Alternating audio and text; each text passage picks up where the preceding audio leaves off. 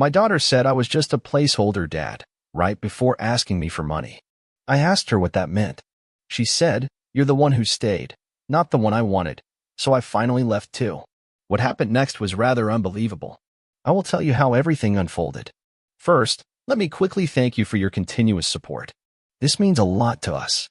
If you enjoy the stories we share, kindly subscribe to this channel. It will be great if you can leave a comment on which city you are watching from. We might just give you a shout out in our next story. Today's special shout out goes to Sam Kelson from Miami. We are glad you enjoy our stories. Now let's go deeper into the story. I used to tell myself that love wasn't about biology. It wasn't about blood or last names or who you resembled when you got angry. It was about who stayed. That's what I believed to hell. That's what I lived. My name's Mike Harlan. I'm 58, and I've spent the last 20 years being a dad to a girl who never quite called me one. I wasn't her father, not technically. Her real dad left when she was 5, and I came into the picture about a year later, when her mother, Elaine, started bringing her to the garage where I worked. At first it was just oil changes and small talk, then coffee, then dinner, then weekends. Next thing I knew, I was brushing tangles out of a little girl's hair and teaching her how to ride a bike. I never asked for thanks. I never asked to be called dad. I just did it. Because I loved them.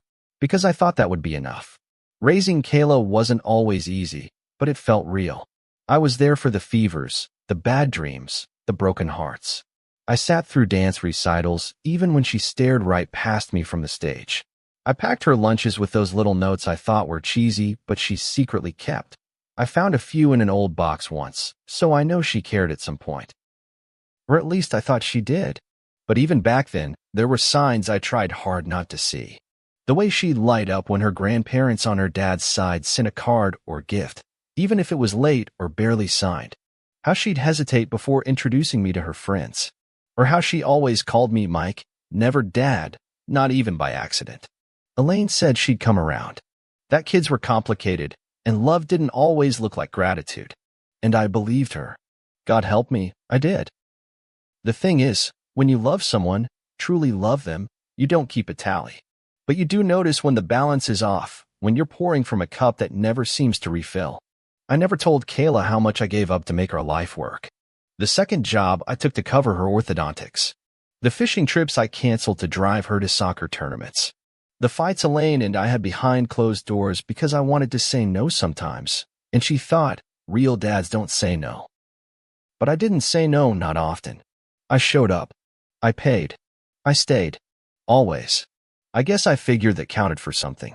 Maybe not in the moment, but later, when she was older, when she understood the weight of what it meant to be the one who stayed.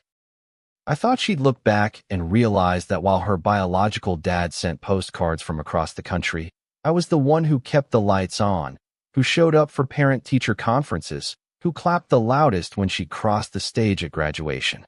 I thought time would do its work and stitch that understanding into her. I was wrong. It wasn't one big thing that unraveled everything. It never is. It was little cuts, slow bleeds. The Christmas she left the second dinner was over, not bothering to stay the night. The birthday call that never came. The text messages that went unanswered for days, sometimes weeks. I started to feel like a piece of furniture in her life. There, functional, expected, but unnoticed. I'd bring it up to Elaine and she'd sigh, say, "You're taking it too personally." Maybe I was, but maybe I had the right to. One night last winter, Kayla came home from college. I hadn't seen her in months. She breezed through the door with the scent of expensive perfume and entitlement, flopped on the couch, and asked if I could spot her rent that month. No hi. No how have you been? Just straight to the ask. I paused, looked at her, really looked at her. She looked like a stranger wearing my daughter's face. I asked her, carefully, why she only came around when she needed something. That's when she said it. "You're just a placeholder, Mike. You're the one who stayed, not the one I wanted." My breath left my lungs like someone had punched me. I remember the exact feeling. It wasn't heat or rage. It was cold, empty, like I'd been scraped clean inside. I stared at her, trying to find the girl I raised in those eyes, but she wasn't there. And I realized, in that moment, that maybe she never had been. Not really. Elaine rushed in, asking what was going on, and I just stood there while Kayla rolled her eyes and went upstairs. Like she hadn't just shattered 2 decades of my life with a single sentence. Elaine tried to talk to me, but I couldn't hear anything past the echo of those words. Not the one I wanted. I didn't yell. I didn't cry. I just sat down on the edge of the couch and stared at the spot where she'd been. That night, I couldn't sleep. I lay there replaying birthday parties and school projects, ER visits and late-night talks, wondering where it all went wrong. Wondering how I ended up being the filler between absences, the stand-in for someone who never showed up. And most of all, wondering why I let it go on this long. I had given everything, and I mean everything, to a girl who saw me as temporary. I stayed. That was my sin, I guess. I stayed when maybe I should have walked. But not anymore. After that night, something shifted in me, something small but undeniable. Like a hairline fracture in a windshield, barely visible at first but spreading with every bump in the road. I didn't confront her. I didn't demand an apology. I just let the silence settle between us like dust. When Kayla came down the next morning, she didn't look at me. She poured herself some coffee, complained about the weak Wi-Fi, and left the cup in the sink like nothing had happened. Elaine watched me carefully over her toast, waiting, I think, for me to say something. But I didn't. I didn't trust what might come out of my mouth. The rest of her visit was a blur. Kayla moved through the house like a guest who had overstayed her welcome but didn't care. She barely spoke to me unless it was to ask for something, rides, laundry money, a login for our streaming service. I gave what I could stomach, but I started drawing lines. When she asked me to co-sign a credit card, I told her no. She scoffed, said I was being dramatic. It's not like I'm asking for a kidney, she muttered under her breath. That was the first time I walked out of the room in the middle of a conversation with her. It wouldn't be the last. Elaine tried to patch things up the way she always did, by minimizing. She didn't mean what she said. You know how kids are when they're emotional. I wanted to scream. She was 21, not 10. And even 10-year-olds know better than to spit on the people who feed them. But I didn't scream. I swallowed it, let it sit in my chest like cement. I didn't want to fight. I just wanted peace. I wanted to feel like I mattered to someone in that house again.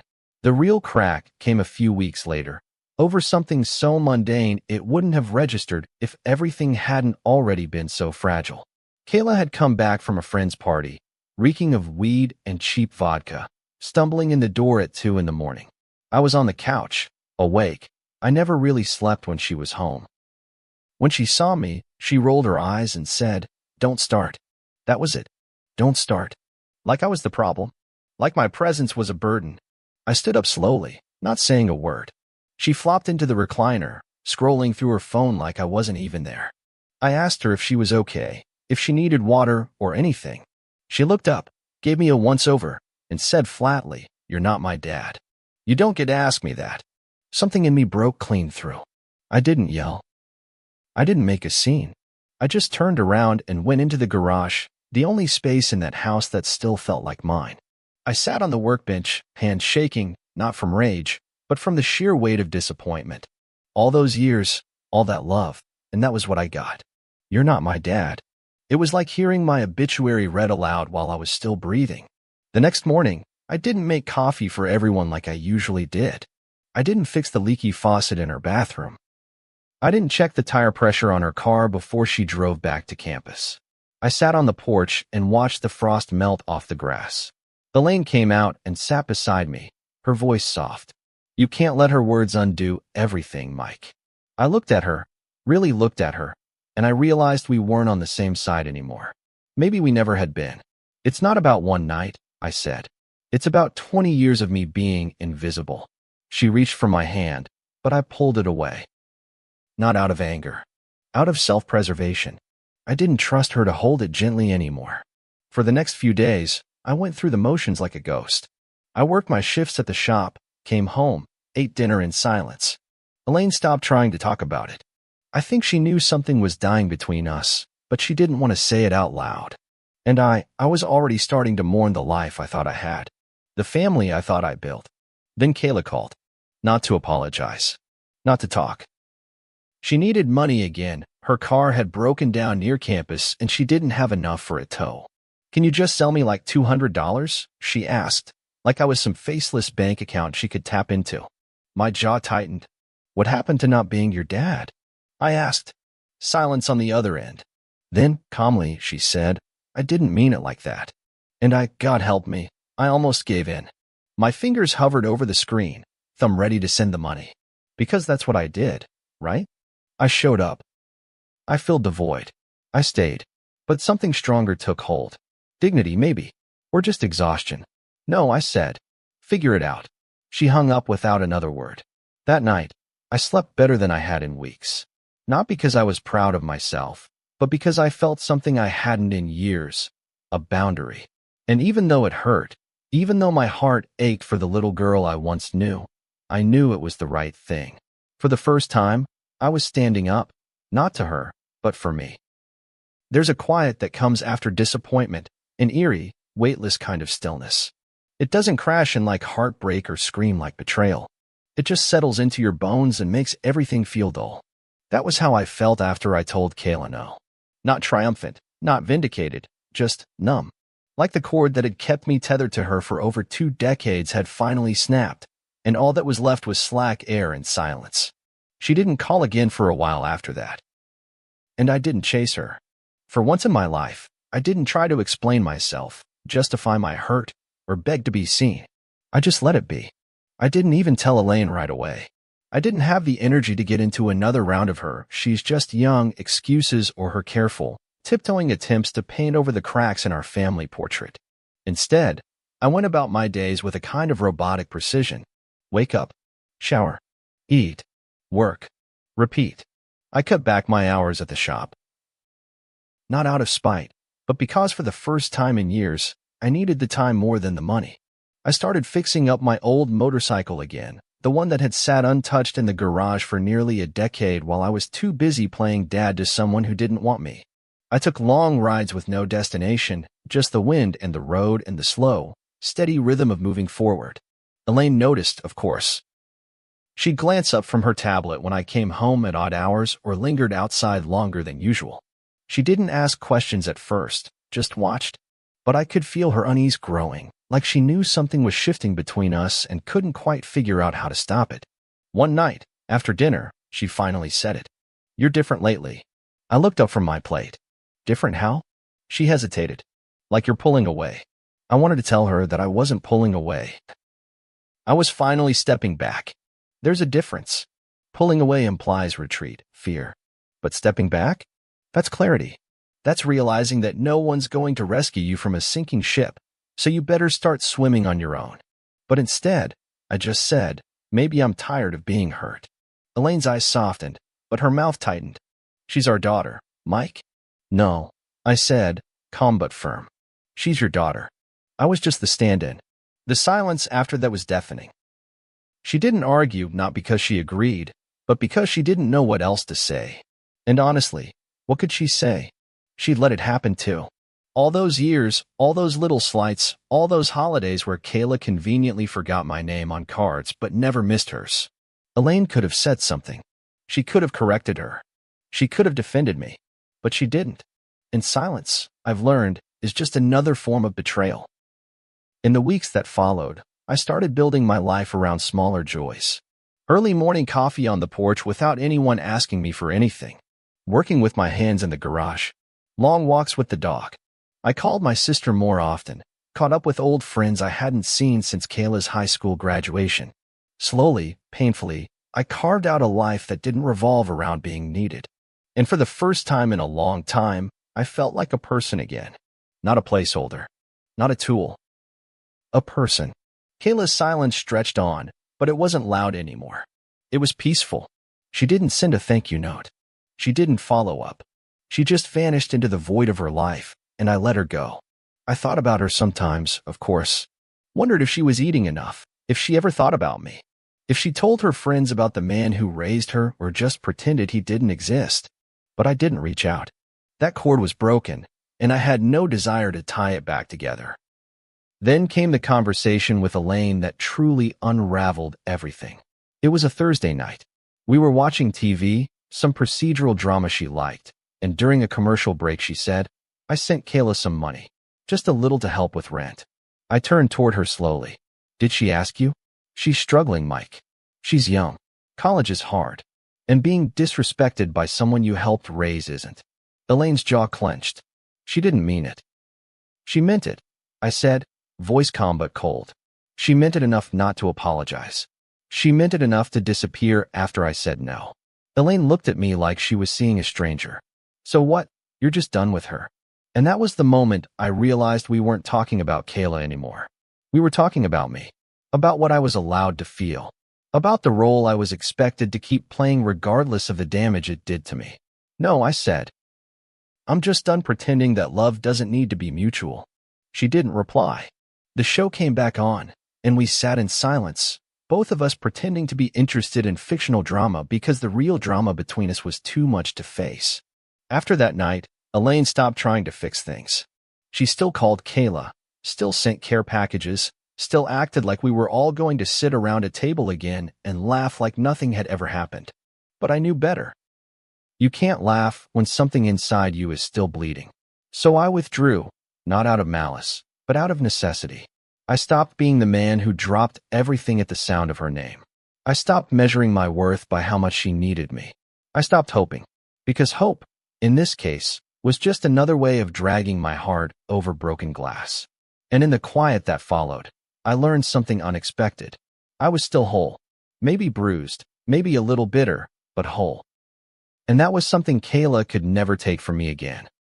It happened on a Tuesday afternoon, one of those damp, gray days where the sky looks like wet concrete and the world feels like it's holding its breath. I was just coming back from the hardware store, picked up some sandpaper and new bulbs for the garage when I saw Elaine's name flashing on my phone. I ignored it at first, figuring she was calling to remind me about something I'd already forgotten. But then she called again. And again. I pulled over, sighed, and answered. Kayla's here, she said. No greeting, no preamble. Just that. I didn't say anything. I could hear the TV in the background, some news anchor droning on about a local budget crisis. Then Elaine's voice again, quieter now. She's in trouble. I didn't ask what kind. I didn't want to know. But she told me anyway, because that's what Elaine did, always trying to weave us back together with thread that couldn't hold. She's late on rent. They're threatening to evict her. Her roommate bailed. She doesn't have anyone else to call. I stared out the windshield, watching drops of rain collect on the glass. My grip on the steering wheel tightened. She has a father, doesn't she? Mike, no. That's what she said, remember? I'm not her dad. I don't get to ask questions. I don't get to care. And I sure as hell don't get to be the solution every time she sets herself on fire. Elaine sighed. I could hear the disappointment in her breath, that familiar, tired sound she always made when she thought I was being too harsh. She came home, Mike. That has to mean something. She came home because she's broke, I said. Not because she loves me. Not because she's sorry. There was silence on the other end. And then, almost like an afterthought, she asked for you. That hit different. Not because I believed it was sincere, but because some stubborn part of me still wanted it to be. Still wanted to believe that after everything, she had thought of me first. But I knew better. I had to. I told Elaine I'd be home in 20 minutes. I pulled into the driveway slower than usual, my stomach tight. The house looked the same, but it didn't feel like mine anymore. It hadn't for a while. I walked in and there she was, sitting at the kitchen table, hunched over a mug, her eyes puffy and rimmed with mascara. For a split second, just one blink of a moment, I saw the little girl I used to tuck in at night. The one who fell asleep on my chest during thunderstorms. The one who once called me Mikey when she was too young to say much else. But then she looked up at me, and her expression was so carefully crafted, half contrition, half calculation, that it snapped me right back to the present. Hey, she said, voice small. I nodded, took off my jacket, and didn't sit down. I leaned against the counter, arms crossed. What do you want, Kayla? Her lips parted, then closed again. She glanced at Elaine, who hovered nearby, pretending to clean the already clean counter. Finally, she looked back at me. I messed up, she said. I said nothing. I thought I could handle it on my own. I signed a lease I couldn't afford when my roommate backed out. I've been working 2 jobs and going to class, but it's not enough. I'm behind on everything. They gave me a week. Still, I said nothing. She looked down, picked at the edge of the mug. I know I said things I shouldn't have. I didn't mean them. There it was again. I didn't mean them. That old, tired refrain people use when they don't want to own the weight of their words. I watched her for a long moment. The air between us thickened. Do you know what a placeholder is, Kayla? I asked, voice steady. She blinked, confused. What? A placeholder, I said again. Something you use until you get the real thing. Something temporary. Dispensable. Her eyes dropped again. I didn't mean it like that. I nodded slowly. You did. And that's what made it honest. Elaine stepped in then, her voice too soft, too strained. Mike, please, I held up a hand. No. I've listened. I've waited. I've forgiven. But I'm not doing this again. Not when it costs me everything. Kayla's voice cracked. I'm not asking you to forget. I'm asking you to help me. Please. I need you. It should have moved me. A year ago, it would have broken me. But now? Now all I felt was tired. Bone deep, soul-weary tired. I had spent so long stretching myself to fit her version of a father that I'd forgotten what it felt like to stand up straight. I can't do it, I said. Her face twisted, hurt, then disbelief, then anger. You're really going to let me get kicked out? I'm not letting anything happen, I said. You made choices. Now you're living with them. That's what being an adult means. You're unbelievable, she snapped, standing up. After everything you've done for me, now is when you decide to be selfish? I laughed, sharp, bitter. Selfish? That's rich. You used me until I was dry and tossed me aside when you didn't need me anymore. Now that life's hard, you come crawling back, and I'm the selfish one. She stormed out of the kitchen. Elaine followed her, but I didn't. I stayed where I was, hands gripping the edge of the counter, heart pounding. I should have felt guilty. I should have questioned myself. But I didn't. For the first time, I felt like I had protected something sacred, my dignity. That night, the house was quiet again. But it was a different kind of quiet. Not numb, not tense, just peaceful. And I realized, maybe that was what I'd been missing all along. The next morning, Kayla was gone. No note, no goodbye, not even a slammed door to mark her departure. Just a quiet emptiness, like she had never been there at all. Elaine said she left sometime before dawn, called a friend to pick her up. I didn't ask who. I didn't ask where. I just nodded and poured myself a cup of coffee like it was any other day. But it wasn't. The house felt different now, hollowed out, as if it had finally stopped pretending to be a home. Elaine moved through the kitchen like she was walking on ice, waiting for something to crack, but I didn't say much. I didn't need to. The silence between us said enough. That week stretched long and jagged. Elaine barely spoke to me unless it was about the groceries or the thermostat. When I brought up selling the house and downsizing, something we'd talked about idly over the years, she flinched like I'd slapped her. Now, she asked, her voice sharp. You want to do this now? I looked her straight in the eye. I don't think this house is ours anymore, Elaine. Not really. She turned away, her back rigid. You just want to run away. No, I said, quieter this time.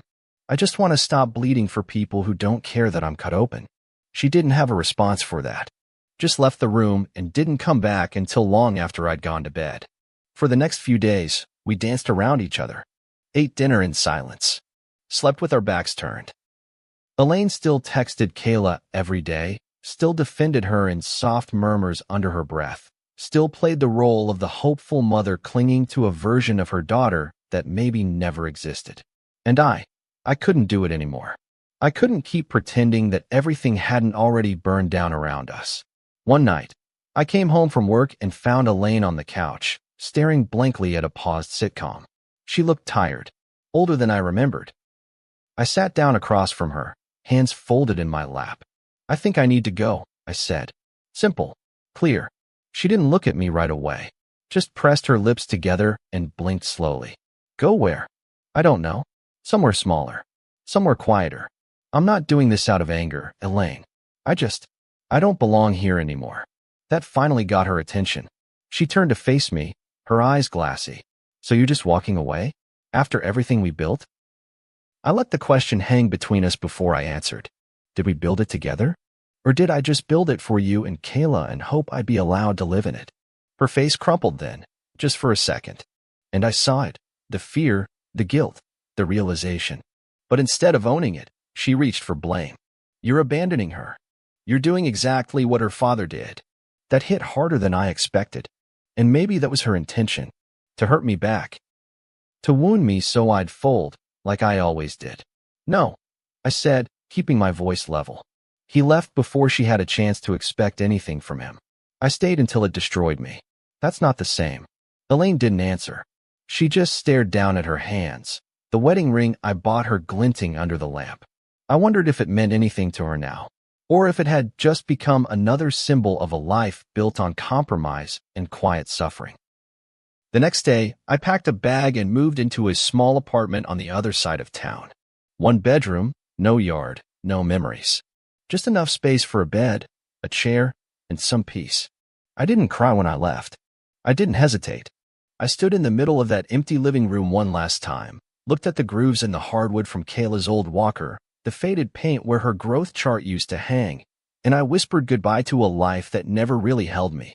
The apartment was quiet.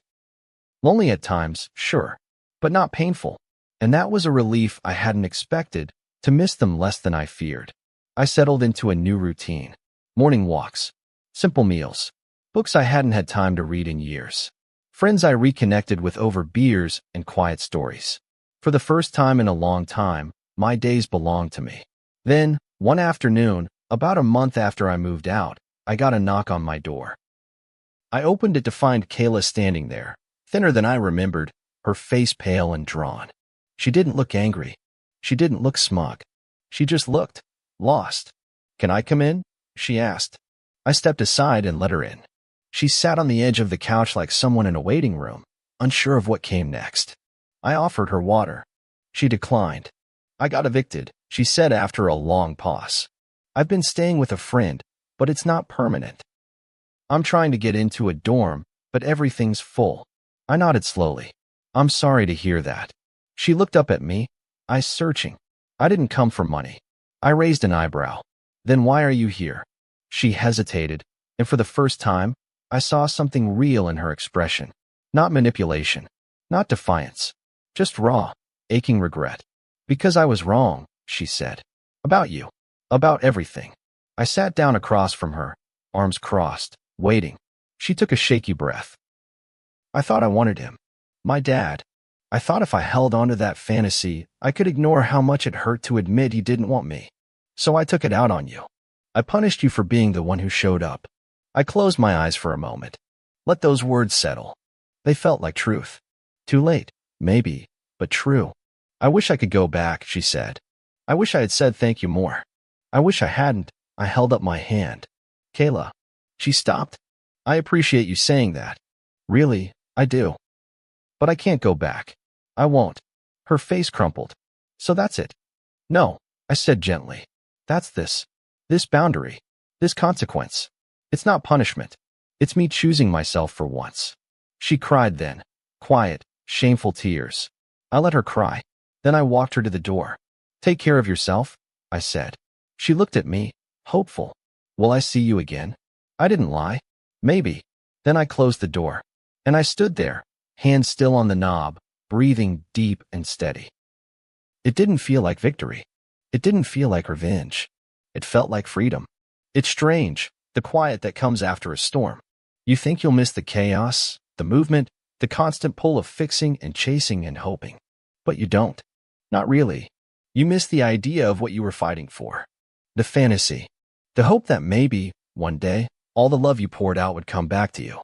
But once you realize it won't, once you accept that some wells run dry no matter how deep you dig, the silence becomes a kind of mercy, a space to breathe, a soft place to land. I spent the first few weeks after Kayla's visit in something like grief, but not the loud, dramatic kind. It was subtle, like a dull ache that never quite goes away.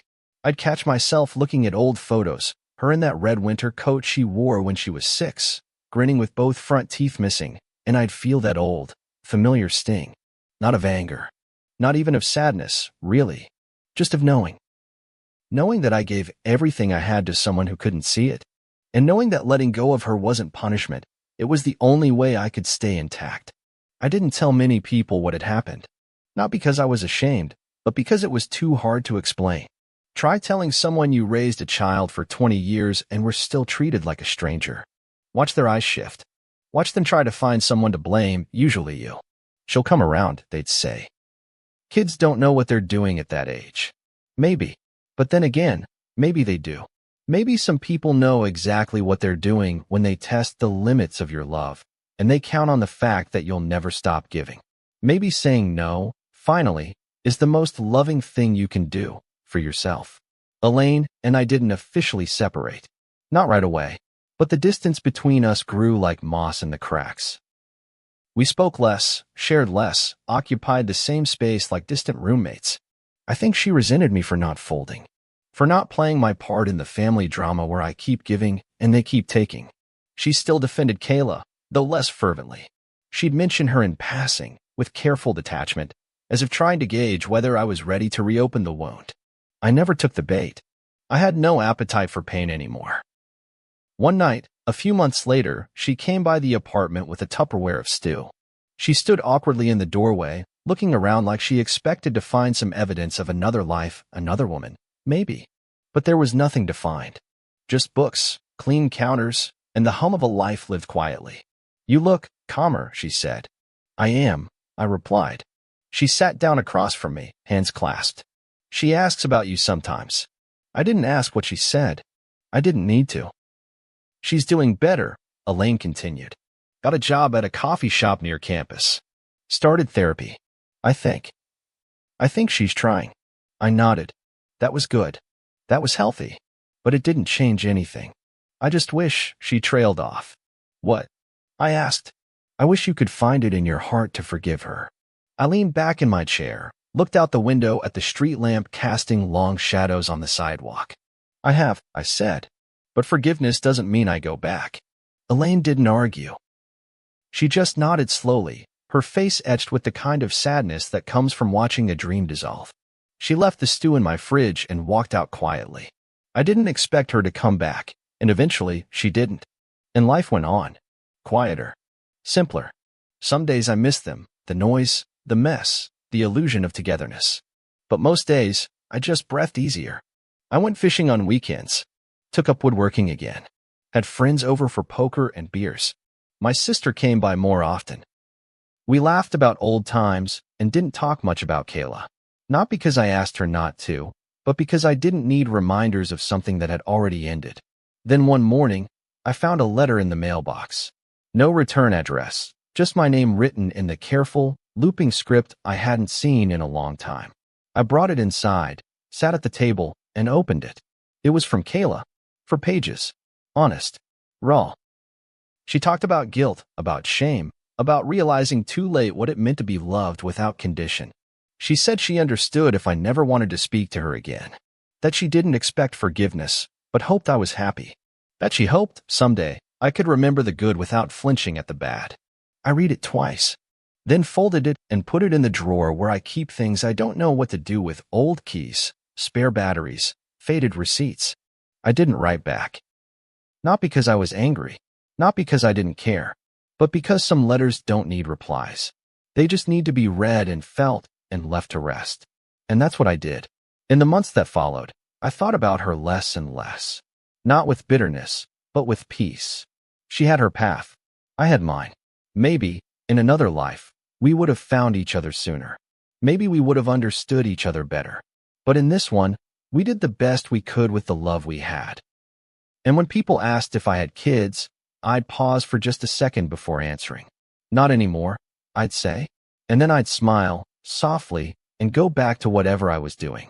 Because the truth is, some stories don't end with reconciliation. They end with release. And sometimes, walking away isn't the coward's choice. Sometimes, it's the bravest thing you can do. If this story resonated with you, don't forget to like, subscribe, and share your thoughts in the comments below. Your voice matters, and we want to hear your experiences with family, boundaries, and finding peace. For more raw, real-life stories that dig deep into the heart of what makes us human, stay tuned. New stories drop every day. See you soon in the next one.